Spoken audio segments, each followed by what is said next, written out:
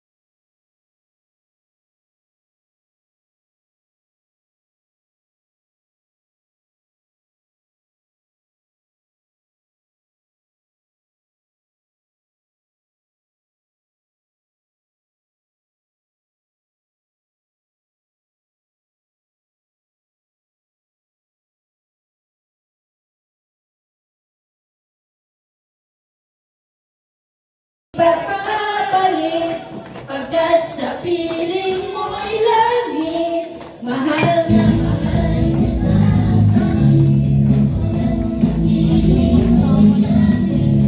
Mahal na mahal kita, Panginoon. Ayan na. Tunghayan po natin ang mga tawag sa pagsamba sa may mga sipi po ng ating liturhiya. Sa bilang isa po, sa bandang likod po. Tayo pong lahat ay tumayo.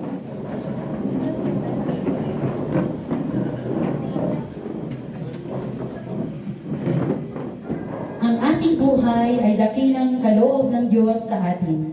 Isang kaloob para sa iyo, para sa akin at para sa isa't isa. Udiyo ang pananan sa mga aming mga puso at isipan upang maranasan namin ang umibig at ibigin, ang patawarin at magpatawad, gumaling at magpagaling, at maging daluyan ang aming buhay ng pagpapala para sa iba. Sa Diyos na may lalang ng ating buhay. Pasalamatan natin siya. Sa Diyos na nag-alay ng kanyang buhay upang tayo ay makasumpong ng kalayaan at kaligtasan. Paglilingkuran natin siya. Sa Diyos na tumawag sa atin upang maging tagapagmana ng ating kaharian at kaluwalhatian. Purihin at luwalhatiin natin siya. Tayo po ay umawi sa bilang isa, bilang dalawa o bukal ng pagpapala. Bukal ng pagpapala, awit ko ay itugma, daloy ng maraming hawak, awit kang masagana. Turuan akong umawit ng awit yan sa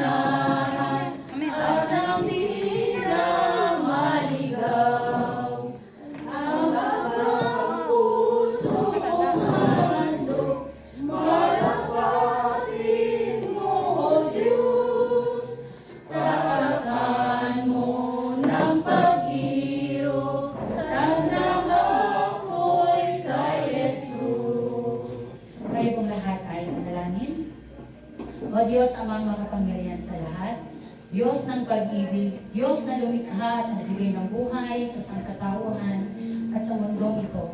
Panginoon naming Diyos, kami po ay nagpapasalamat sa inyo sa oras na ito, sa pag-iingat mo po sa bawat isa sa amin upang kami, Panginoon, ay magkatipon-tipon at saksihan ang pagtatalaga at paghahandog sa iyo ng batang ito. Panginoon, ang bawat isa o Diyos ay samahan mo po sa gawain ito. Gayon din po, Panginoon, ang mga magulang ng mga batang aming ihahandog sa inyo. Gabayan niyo po kami at samahan sa aming pananambahan sa sandaling ito. Nawa po, Panginoon, ang bawat isa ay maramdaman namin ang iyong kadakilaan at pag-ibig sa oras ito. Ito po, Panginoon, namin dalangin sa pangalan ng Jesus. Amen. Makakaupo na po ang kapulungan. Tayo po ay babasa, makakapakinig ng salita ng Diyos.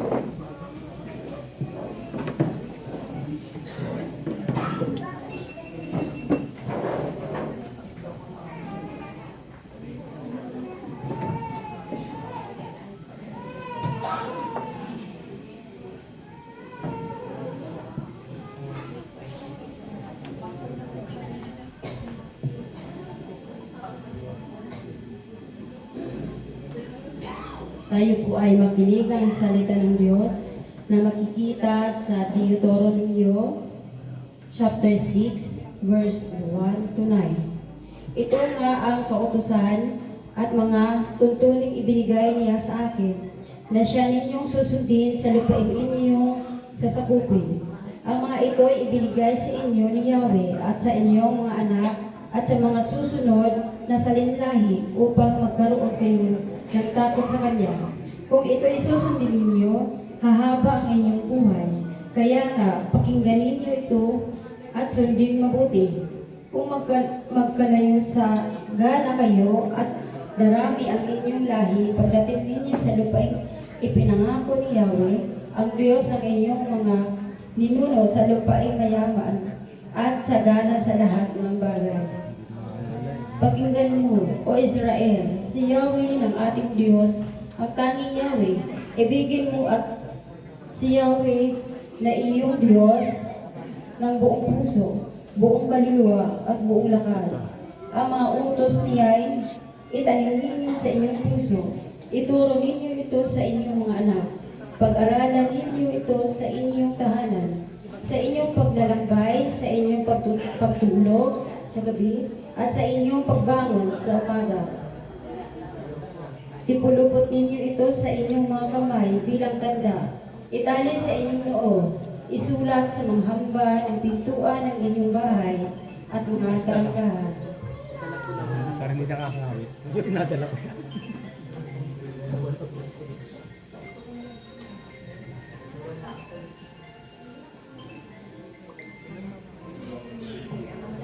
At sa Kawikaan 22 verse 6, ituro sa bata ang daang dapat niyang lakaran at hanggang sa paglaki di niya ito malilimutan. Ito po ang salita ng Diyos.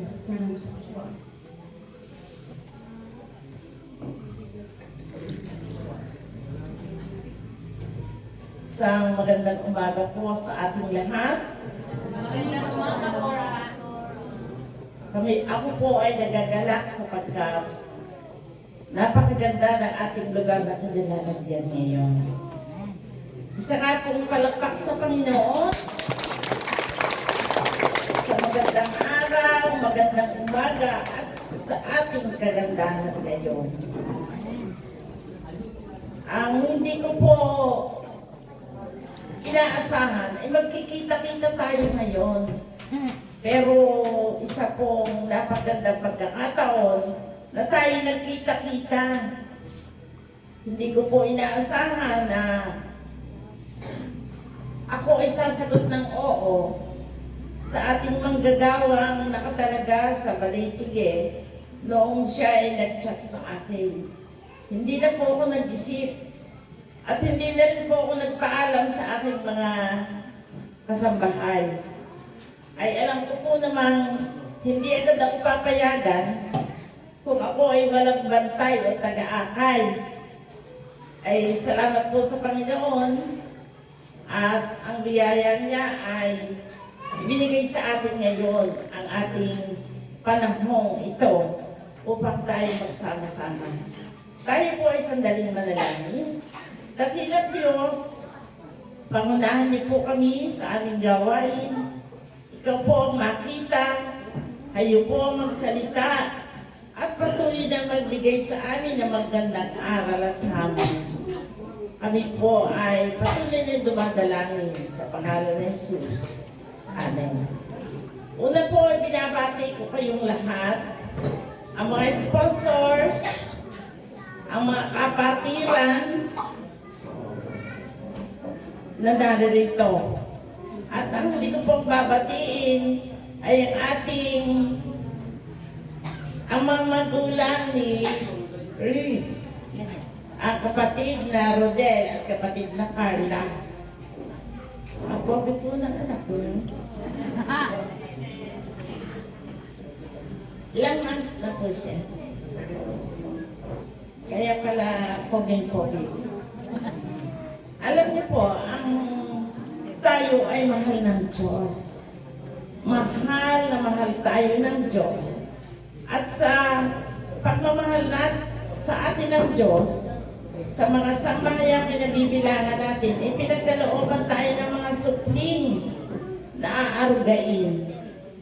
Ang mga supling na aarugain na ibinigay sa atin ng Diyos ay dapat din natin ialay sa Kanya at magpasalamat tayo. Doon po sa mga binasa nating bahagi ng banal na kasulatan, ito po ay puro pagtuturo, pag-aakay sa mga anak, sa pamamagitan ng mga magulang. Isa pong bagay na pinakamagandang desisyon ng mga magulang ay ihandog, ialay, palakihin sa turo at aral ng Panginoon ang ating mga anak. Kung tayo ay taos-pusong nagpapasalamat sa Kanya, at alam po natin na bago natin mapalaki ang isang bata, pang-ilan na po ba ninyo yan sa pling? Ang pangalan, bago mapalaki, maraming haplos, maraming pag-aalaga, pag-aakay, ang inyong gagawin. Ang inyong pag-aakay na gagawin ay ilapit sa Panginoon ang inyong anak. Hindi lamang niyo tuturuan magsalita, hindi lamang pakakainin, hindi lamang bibihisan, kundi ang salita ng Diyos. Ang kasanayan ng pumunta sa church upang ang bata ay magkaroon ng unawa, magkaroon ng katatagan, matutong manalangin. Kayo po ba ay nanalangin mo kaninang umaga? Kailan po kayo huling nanalangin? Nakalimutan na? O hanggang ngayon nananalangin pa kayo? Sana po ang mga bata ay ilapit natin sa Diyos. Turuang manalangin. Hindi ba po alam ni Riz ang ginagawa natin? Sa pamamagitan ng mga magulang, sa pamamagitan ng mga sponsors, ng kapatiran ng iglesia, kayo ang magtutulong-tulong upang siya'y akayin. Meron pong sinabi si Jesus, huwag ninyong pagbawalang lumapit sa akin ang mga bata. Pinalapit niya sa kanya ang mga bata, kinalong at pinagpala. Sana po ganun tayong mga magulang na hindi nagsasaway, hindi humahadlang upang mga bata ay lumapit sa Panginoon. Kundi habang sila'y wala pang sapat na gulang o sapat na lakas, ay kayo ang magtuturo at mag-aakay. Ang mga magulang po ay hindi lamang daw aanak ng aanak. Ang responsibilidad ay huwag ninyo kakalimutan. Tayo pong lahat na may mga anak sa tahanan, tayo pong lahat na mga dapat magturo at umakay sa kanila. Pakinggan natin ang sabi ng Panginoong Hesus. Pabayaan ninyong lumapit sa akin ang maliliit na mga bata. Huwag ninyo silang sansalain, sapagat ganito ang kaharian ng Diyos. Patuloy po nating gagawin ang ating mga responsibilidad na umakay, magturo, at ipadalangin ang ating mga anak. Di po ba gusto nating lahat ay masayang pamilya? Ano po? Di po ba? Masayang pamilya. Ang susi po ay ang pagdadala natin ng ating mga anak sa Panginoon. Uunahin natin siya. Tuturuan natin sila. Kayo po ay magpatuloy sa mga responsibilidad niyang ito. Tulad ng ating mga kapatid na Rodel at Carla, na ito pala inyong pang first baby. Unang, sabi ko ay pag daw unang anak, hindi pa alam kung anong gagawin pag uminit. Ano po? Ano kaya ika? Ang dapat din kay tuto. Eh, ganoon din po sa pag-aakay at pagtuturo sa Panginoon upang siya ay mapalapit sa Panginoon. Kaya po, aking binabati ang mga magulang at mga sponsor na narito at ang kapatiran. Good morning po ulit.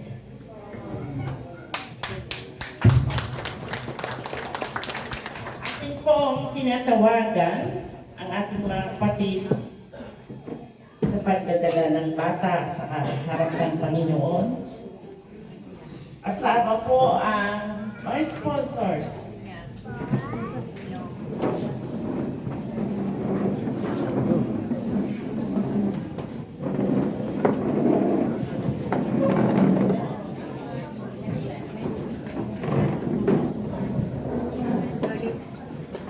Ito po ang mga sponsors.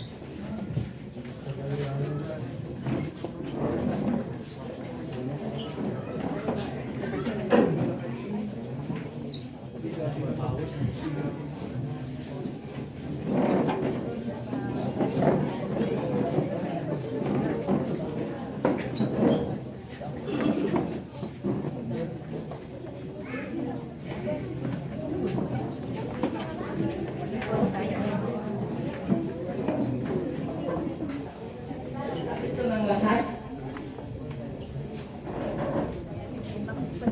Mga minamahal na mga kapatid, ngayon, ang isa sa dalawang sakramento kinikilala ng ating simbahan ay ating gagawin, ang sakramento ng bautismo.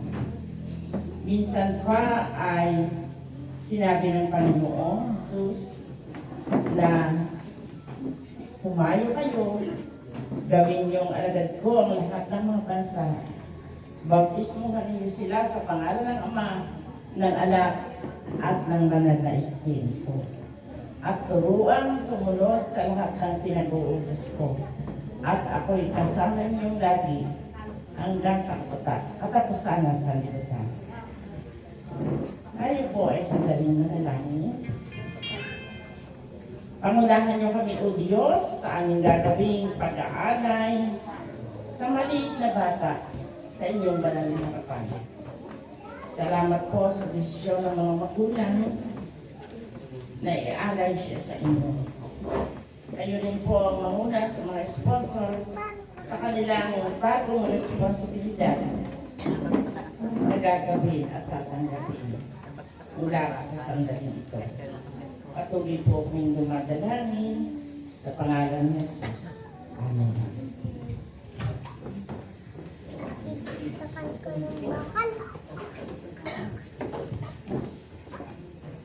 Okay, close na nga po dito ang mga nila. Dito po ang girls, ang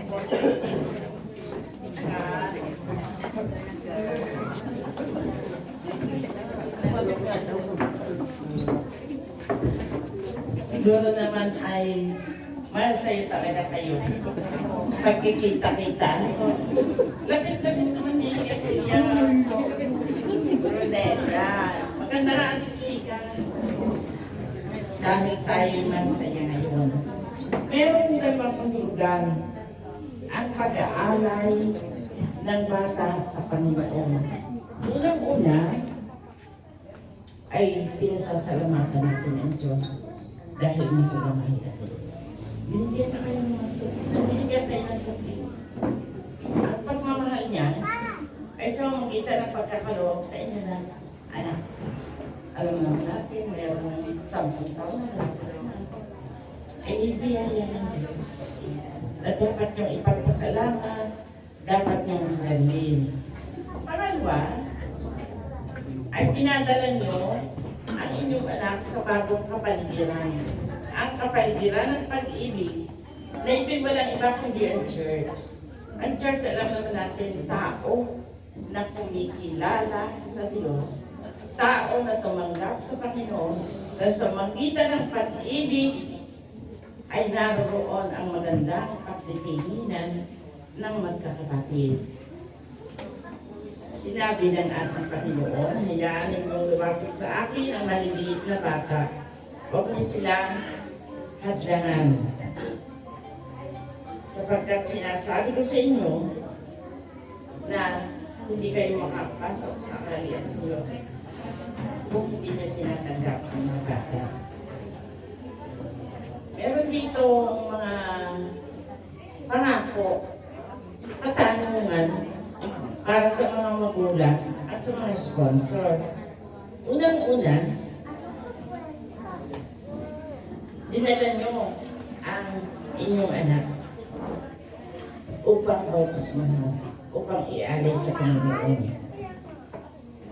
Tinatanggap niyo ba ang inyong matapat na pananampalataya sa ating Diyos na siya ang namatay at muli nabuhay para sa atin? Tinatanggap niyo ba sa inyong sarili at para sa inyong anak na si Reese ang tipa ng biyaya na bibigay ng katiyakan, iniibigay ng Diyos at hinahanap niya sa pagitan ng panalangin halimbawa na mapalaki siya sa kalinga at kaparaanan sa kanyang kalooban? Sa mga ninong at ninang, pagkandain, may mga katanungan po sa inyo. Kayo ba na tumatayo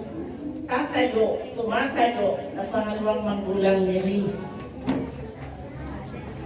Kayo ba ay aagapay sa ating mga kapatid, sa kanyang mga magulang?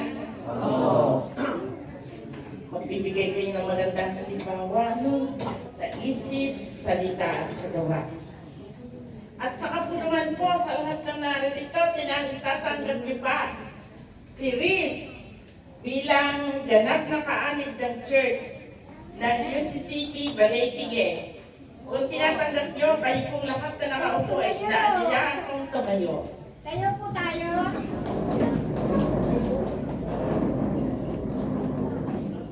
Manalangin po tayo sa pagtanggap ng mga ninong at ninang ng kanilang responsibilidad, sa pagtanggap ng mga magulang ng kanilang responsibilidad bilang pag-aalay at paghahandog ng kanilang anak.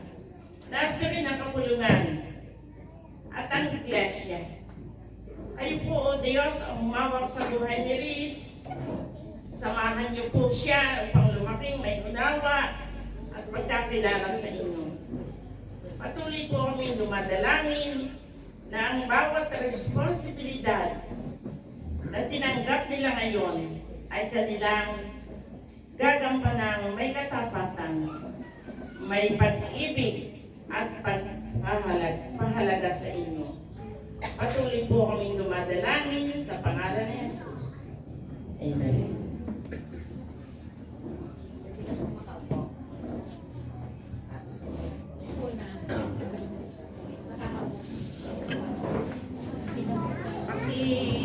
Hawakan niyo pa ba si Riz? Tingin, lower tingin. Pahiga, pahiga. Yan. Sige po, kung wait po. At Carla pa sila makahiga.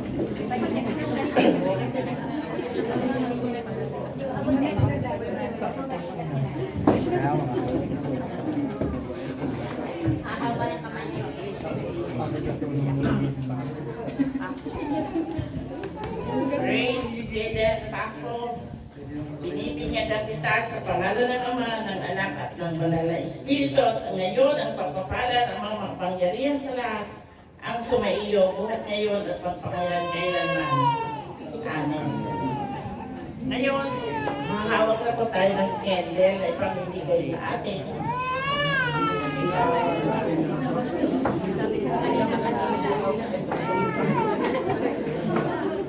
Pakipasa ko ng candle. At ang sa ilaw at sa ilaw ng light sila para sa mga pakipasa ko ng candle.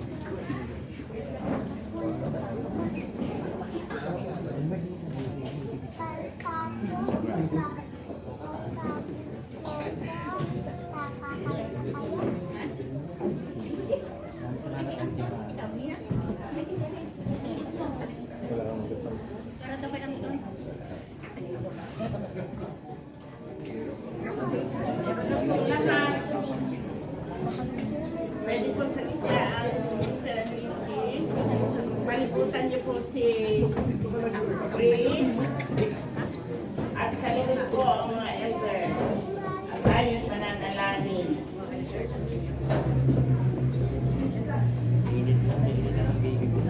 Ang mga kandilang inyong sinintindihan ay mahalaga. Huwag niyong kalilimutan ang simbolo ng liwanag na taglay ng mga kandilang yan. Inang, Ninong, pangunahan nyo, samahan nyo, alalayan nyo, si Riz. Huwag niyong iisipin na kaya lang kayo nito ay pagpaskuhan. Huwag niyong isipin kaya kayo ninang ay dahil malapit ng birthday ni Riz.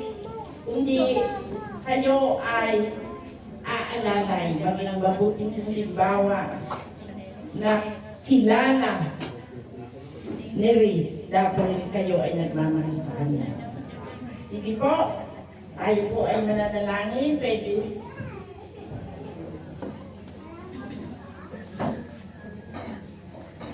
Kung may sindi po ba ang isang kandila, pwede kung nakahabak ang isang kandila. Yan, yan. Yan. Pwede po yun. Yan. So po, ninong ang pwede. Sige po tayo mananalangin. Ang kanilang anak na nilalay sa Panginoon. Maraming salamat o Diyos sa biyaya na ipinagkaloob niyo sa amin sa magitan ng pagtanggap ng mga responsibilidad bilang ninang, bilang ninong, naaalalay sa mga magulang ni Riz sa pamamagitan ng iglesia at ng mga elders na narito. Samahan niyo, Panginoon, bigkisin niyo at pangunahan na masunod namin ang inyong banal na kalooban. Masunod namin ang tunay na mensahe ng mga kandilang aming sinilihan, sapagkat kayo ay nagmamahal at nagpapala sa amin. Maraming salamat o Diyos, sapagkat ang inyong pag-ibig ay aming nararanasan. Patuloy naming natatamo ang inyong mga biyaya, ang inyong mga pagpapala. Hawakan niyo ang buhay ni Riz at ng kanyang mga magulang, ng kanyang mga ninong at ninang, upang sila'y patuloy na maging masaya bilang inyong mga anak. At ang kanilang mga tahanan na pinabibilangan ay patuloy nilang gagawing halimbawa ng pagmamahal at kapayapaan mula sa iyo. Maraming salamat o Diyos. Narito ang mga elders na aalalay kay Riz hanggang siya ay lumaki na may unawa at pananampalataya. Maraming salamat o Diyos. Patuloy po kaming dumadalangin sa pangalan ni Jesus. Amen. Si Riz Gayden, palakpakan po natin. Siya po ay nag-alay niya sa Panginoon ng kanyang mga magulang. Salamat po sa mga ninong at ninang. Salamat po sa inyong lahat.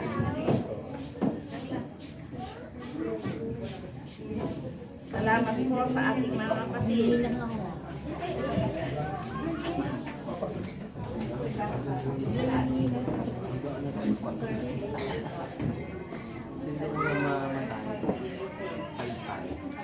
Sa inyong pagkakaloob kay Riz. Palakpakan pa po natin uli si Riz. Salamat po sa inyong lahat.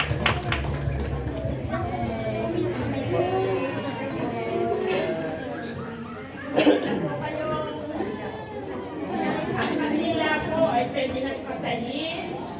Tapos, mamaya na po kayo mag-picture. Pero mapupo kayo sa labis na sir.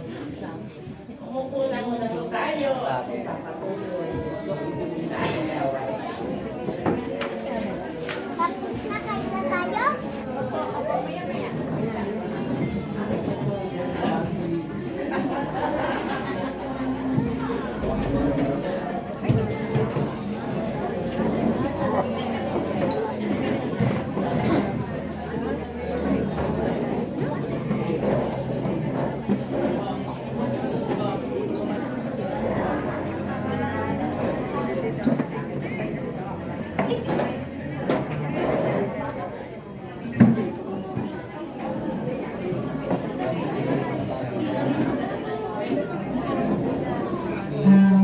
Muli po, tayo po ay aawit sa may mga hawak po ng CP. Buksan po natin ang ating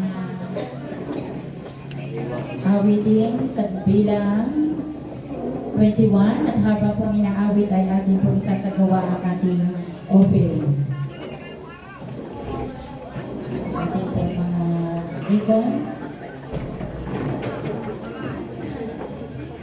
Sa may mga linya po, may mga CP, tayo po page 71 o pag-ibig na dakila.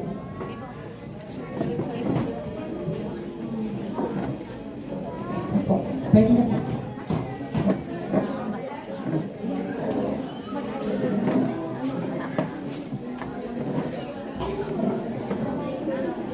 Tayo ba yan?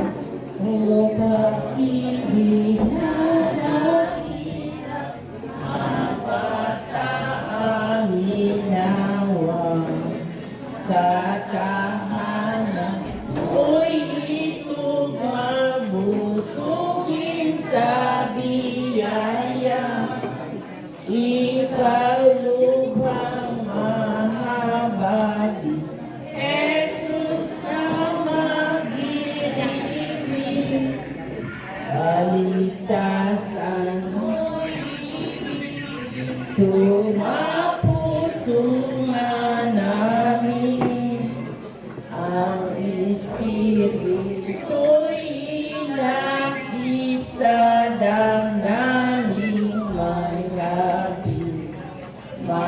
hari sa aming isip ng sarili masabi.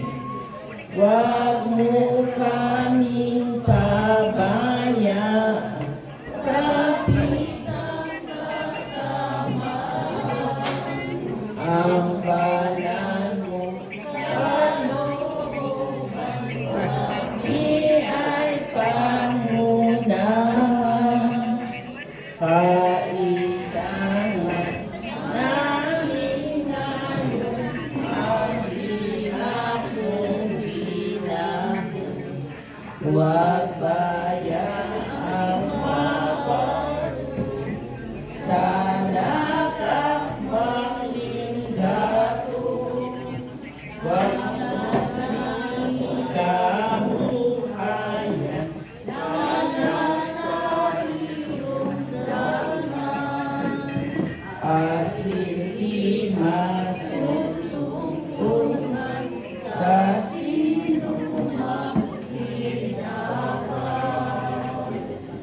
Tayo ay nanalangin. Maraming salamat o Diyos sa patuloy niyong mga biyaya. Maraming salamat sa mga handog ng inyong mga anak na iniaalay sa inyong kalangapan. Marami pong salamat o Diyos na naway ang patuloy na pag-ibig ang manatili sa amin. Ang pag-ibig na aming ipamumuhay. Ang pag-ibig na aming tataglayin kasama ang aming mga sambahayan, kasama ang aming mga kaibigan, kasama ang aming iglesia. Patuloy ka, O Diyos, humawak sa buhay ng bawat isa. At ang patuloy na dalangin ng aming mga kapatid na Carla at Redel na maging masaya ang binyagang ito ay inyong pangunahan. Samahan niyo nga, O Diyos, ang bawat sa amin bago kami maghiwa-hiwalay. Patuloy namin tanggapin ang inyong mapagpalang bendisyon sa magitan ng inyong maliit na lingkod. At ngayon, ang pagpapala ng mga makapangyarihan sa lahat, Ama, Anak, Banal na Espiritu, ang sumainyo, buhat ngayon magpakailan-kailanman. Amen. Amen. Amen.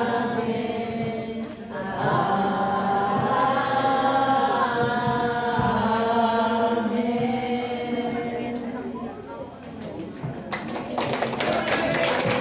Pwede na po ang picture taking at ang signature ng mga ninong at ninang.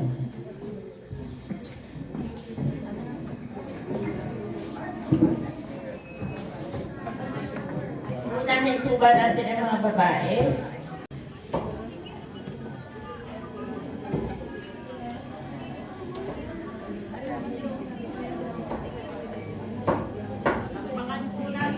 Okay. Next po ay ang sponsors ng mga babae. Okay, mga babae,